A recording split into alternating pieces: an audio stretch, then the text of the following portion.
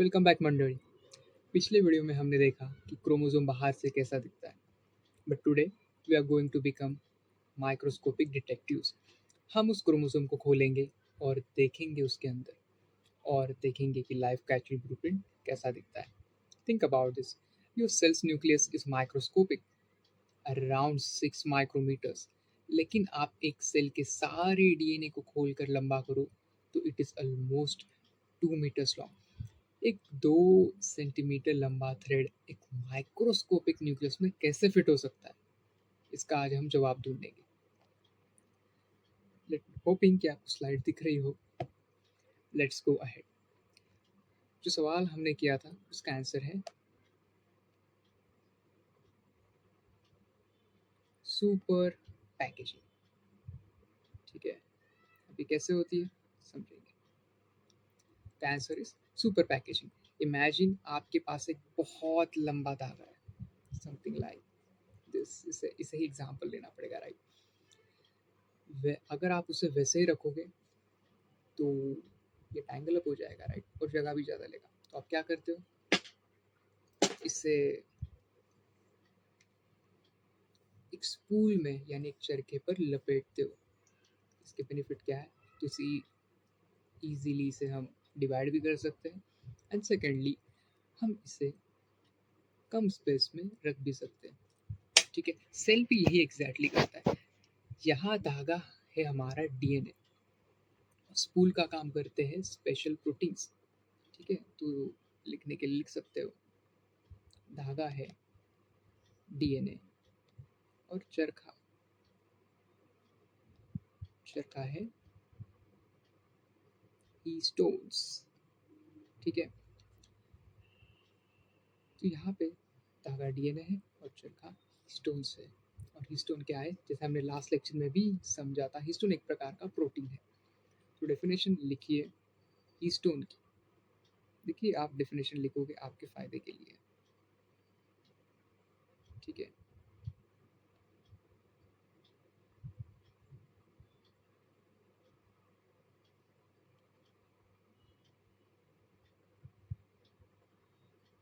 ठीक है, हीस्टोन।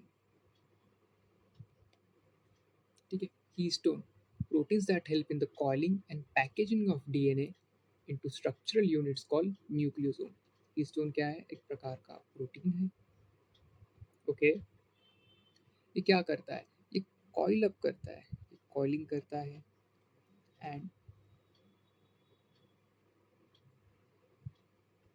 पैकेजिंग करता है। किसकी? डीएनए की। और पैकेजिंग करके क्या बनाता है? Structural units. और स्ट्रक्चरल यूनिट्स को हम क्या कहते हैं? न्यूक्लियोसोम्स। ओके, अब एक चीज समझिए कि कुछ इस प्रकार समझ लीजिए, जब डीएनए इन 8 हिस्टोन प्रोटीन्स के कोर के आसपास रैप होता है तो इस सिंगल यूनिट को हम न्यूक्लियोसोम कहते हैं। या आप डीएनए समझ लीजिए, और डीएनए जब हिस्टोन प्रोटीन्स के कोर के आसपास रैप होता है, ऐसा समझ लीजिए, कुछ ऐसे। ये मैं आपको सिर्फ एग्जांपल के लिए डायग्राम बना के दिखा रहा हूँ, एक्चुअली ऐसा होता नहीं है। बट इस एक सिंगल यूनिट को हम क्या कहेंगे? न्यूक्लियोसोम, जो कि यहाँ पे भी लिखा है। ठीक है, तो इसका मतलब क्या हुआ, ये डीएनए है, डीएनए रैप अराउंड हो रहा है हिस्टोन के, और एक सिंगल यूनिट को हम क्या कहेंगे? न्यूक्लियोसोम। ओके, अब डेफिनेशन लिखिए न्यूक्लियोसोम की। न्यूक्लियोसोम की डेफिनेशन ये रही। ठीक है, nucleosome, nucleosome, a complex structure consisting of a section of a DNA wrapped around a core of 8 pairs of histone protein। ये क्या है? ये एक कॉम्प्लेक्स स्ट्रक्चर है। ठीक है, consisting section of a DNA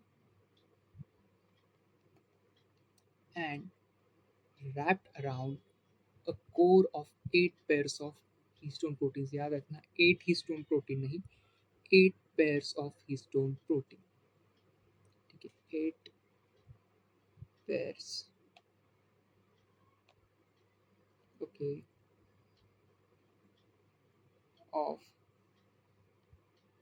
हीस्टोन protein. Okay, जब आप इसको माइक्रोस्कोप के अंदर देखते हो तो ये एक मोतियों की मालाओं जैसा दिखता है, जैसे कि आपको लास्ट स्लाइड में दिख जाएगा। ये डीएनए है हमारा। डीएनए जब हिस्टोन को रैप अराउंड करता है, देखिए ये हीस्टोन है, ठीक है। तो एक सिंगल यूनिट को कहा जाता है न्यूक्लियोसोम, और न्यूक्लियोसोम किस प्रकार से एक पैटर्न बनाता है, like a beads on a string, ठीक है। और ये मोतियों की तरह दिखता है, ठीक है, a beads on a string. एक सिंगल ह्यूमन क्रोमोसोम में ऐसे मिलियंस ऑफ न्यूक्लियोसोम्स होते हैं। And remember the ratio, a chromosome is रफली, क्रोमोसोम कितना होता है, क्रोमोसोम क्या होता है, compressed, coiled up, chromatid, right, chromatin, right, chromatid तो ये है एक पार्ट, दो सिस्टर क्रोमैटिड होते हैं, ठीक है। क्रोमोसोम होता है 40% डीएनए एंड रिमेनिंग 60% हीस्टोन। ओके, अब हमने डीएनए को पैक तो कर लिया, बट ये डीएनए आखिर बना किस चीज़ से है? लेट्स ब्रेक इट डाउन, ठीक है। DNA was first identified by Frederick Miescher in 1869, और उन्होंने इसका नाम दिया था न्यूक्लियस, ठीक है। इसकी डिस्कवरी किसने की थी?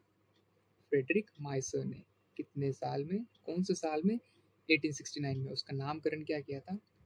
न्यूक्लियन, ठीक है। ये सब आपको याद रखना है, एमसीक्यूज में बहुत बार आता है और आ चुका भी है और शायद आ भी सकता है, ठीक है। डीएनए एक बहुत लंबा पॉलीमर है, मतलब एक चेन है, और इस चेन की हर एक कड़ी यानी लिंक, लॉक को हम कहते हैं न्यूक्लियोटाइड। डीएनए एक पॉलीमर है, ठीक है, और जहाँ पे भी ये जॉइंट है उसको कहा जाता है न्यूक्लियोटाइड, ठीक है। अब न्यूक्लियोटाइड की डेफिनेशन लिखी। देखिए, डेफिनेशन लिखने का फ़ायदा ये है कि आपको एनालॉजी आपके दिमाग में फिक्स बैठ रही है, और आपको डेफिनेशन एग्जाम में रिकॉल करने के लिए ज़्यादा मेमोराइजेशन पावर की ज़रूरत नहीं है अगर आप अभी डेफिनेशन लिखोगे तो हम लिख रहे थे न्यूक्लियोटाइड, ठीक है, ठीक है। न्यूक्लियोटाइड क्या है? Fundamental unit of nucleic acids made up of nitrogenous bases, phosphate group and a pentose sugar, ठीक है। न्यूक्लियोटाइड क्या है? एक फंडामेंटल यूनिट है, एक फंडामेंटल यूनिट है, ठीक है, of nucleic acid, of nucleic acids, nitrogenous base,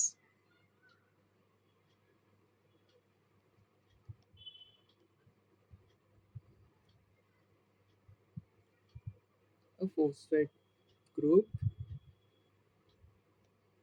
and pentose sugar, ठीक है। न्यूक्लियोटाइड एक फंडामेंटल यूनिट है न्यूक्लिक एसिड्स का, और वो बना किससे है? नाइट्रोजनियस बेस, एक फोस्फेट ग्रुप और पेंटोज शुगर से। अब बोर्ड आपके साथ एक गेम खेलता है।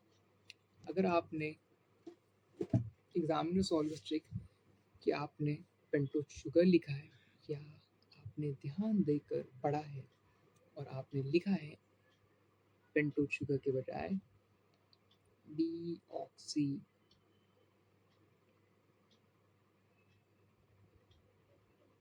डीऑक्सीराइबोज शुगर, ठीक है। आपको ये ध्यान देना है, डीएनए में एक सॉफ्ट शुगर नहीं होता है, it is strictly five, five what, five carbon deoxyribose sugar.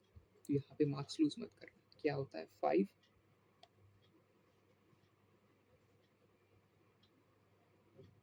Carbon deoxyribose sugar. यहाँ पे गलती मत करना, यहाँ पे सिर्फ पेंटोज शुगर मत लिख के आना, उसका टाइप भी लिख के आना, ठीक है। अब हम डीएनए का स्ट्रक्चर पढ़ेंगे, ठीक है। In 1953, Watson and Crick gave us the famous double helix model. Imagine a twisted ladder. इस लैडर के जो साइड रेल्स है, यानी कि ये जो कि बैकबोन है, वो बने हैं शुगर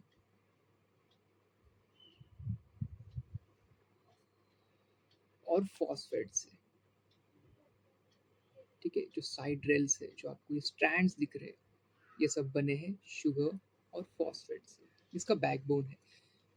और जो बीच के स्टेप्स हैं, जिन्हें हम रंग्स कहते हैं, रंग्स, RUNGS, जो बीच के स्टेप्स है, इन्हें हम कहते हैं रंग्स। वो बने हैं नाइट्रोजनस बेसिस से। डीएनए में 4 प्रकार के नाइट्रोजनस बेसिस होते हैं। ठीक है, 4 प्रकार के नाइट्रोजनस बेसिस होते हैं। First is adenine, second is thymine, third is cytosine, and fourth is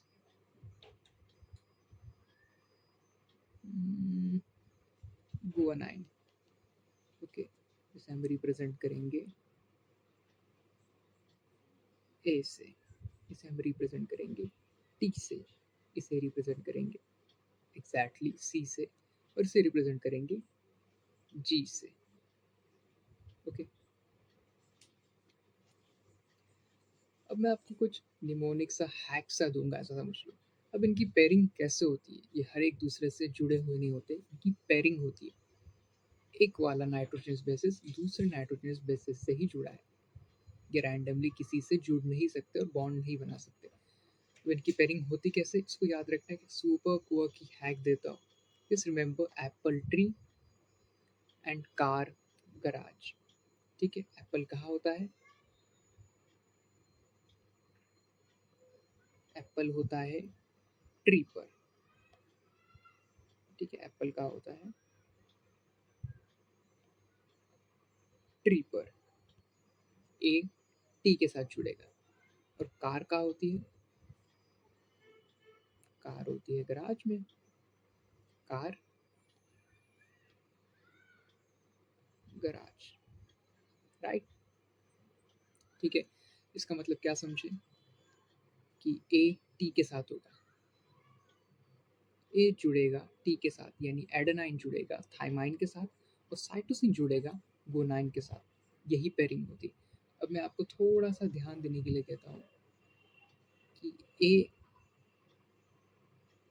जुड़ता है टी के साथ, ये आप समझ गए, और सी जुड़ता है जी के साथ। और यहाँ पे अगर आपने ध्यान दिया हो तो आपने ये चीज़ नोटिस की हो कि इन दोनों के बीच जो लाइंस मैंने बनाई है, फर्स्ट वाले मैंने बनाई है 2 लाइंस, ये आपको बताता है कि इन दोनों के बीच हाइड्रोजन बॉन्ड कितने हैं।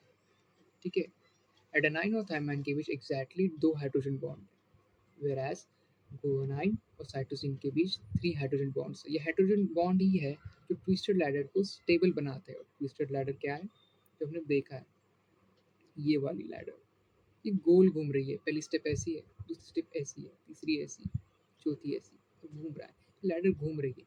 ये हाइड्रोजन बॉन्ड ही लैडर को स्टेबल बनाते हैं। और आपको याद रखना है कि एडेनाइन और थाइमाइन के बीच 2 हाइड्रोजन बॉन्ड है, वेराज साइटोसिन और गुआनाइन के बीच 3 हाइड्रोजन बॉन्ड है। और पेयरिंग याद रखने के लिए मैंने आपको बताया ही है, apple tree car garage. Let's move to the next slide. ठीक है, last technical point before we summarise. DNA का एक छोटा भाई भी है, दैट इज आरएनए। आरएनए ये डीएनए का छोटा भाई, स्मॉल ब्रदर, छोटा सा है।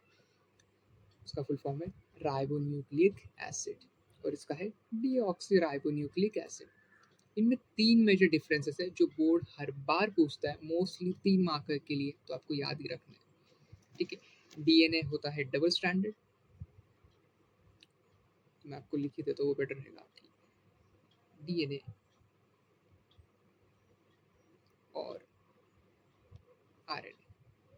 ठीक है, डीएनए होता है डबल स्ट्रैंडेड,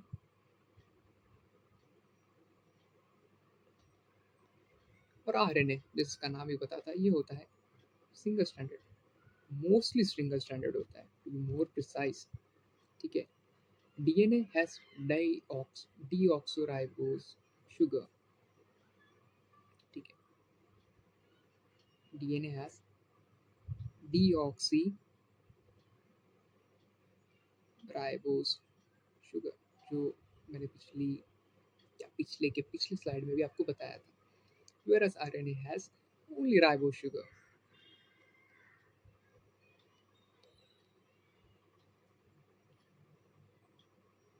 ठीक है, डीएनए में थाइमाइन होता है, आरएनए में थाइमाइन की जगह यूरासिल होता है। डीएनए में होता है थाइमाइन, whereas आरएनए में होता है यूरासिल, यानी एप्पल ट्री की जगह यहाँ पे एप्पल अम्ब्रेला होता है। तो मैं आपको एक निमोनिक सा हैक भी दूंगा याद करने के लिए। देखिए, आपने शायद आपके साथ हुआ भी होगा, ही किसी आपके प्यारे दोस्त ने आपके ऊपर प्रैंक किया होगा कि आपका बर्थडे है और आपको मैंने गिफ्ट दिया। समझो वो गिफ्ट आपने ओपन अप किया, पहले आपने पहला ओपन किया, इसके अंदर और एक बॉक्स है, लेट्स ओपन दैट बॉक्स। इसके अंदर और एक है, और एक है, आप ओपन करे जा रहे हो, पर आपको गिफ्ट के अंदर गिफ्ट, गिफ्ट के अंदर गिफ्ट, यानी बॉक्स के अंदर बॉक्स और बॉक्स के अंदर बॉक्स दिख रहे हैं। सेम इसी प्रकार से हमारा जो सेल है वो भी सारी चीज़ों को बंद रखता है। अब कैसे रखता है, इसे हम एक सिंपल से सर्कुलर डायग्राम की मदद से समझने की कोशिश करेंगे। ठीक है, सबसे पहले है ओके सबसे पहले है आपका सेल। ठीक है, सबसे पहले है आपका सेल। ठीक है,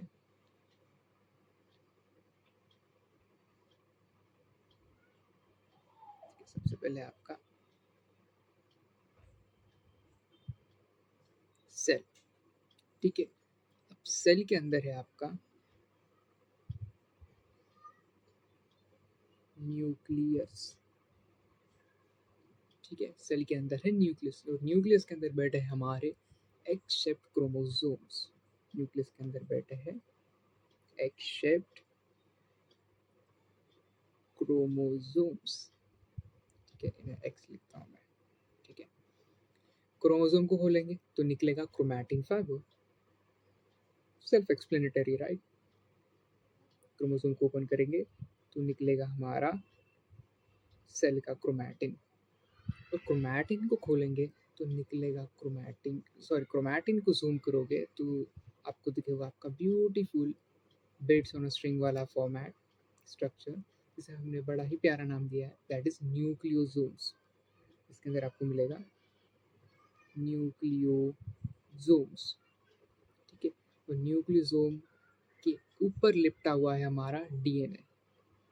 न्यूक्लियोसोम के ऊपर लिपटा हुआ है हमारा डीएनए, और डीएनए का एक स्पेसिफिक फंक्शनल टुकड़े को हम कहते हैं जीन।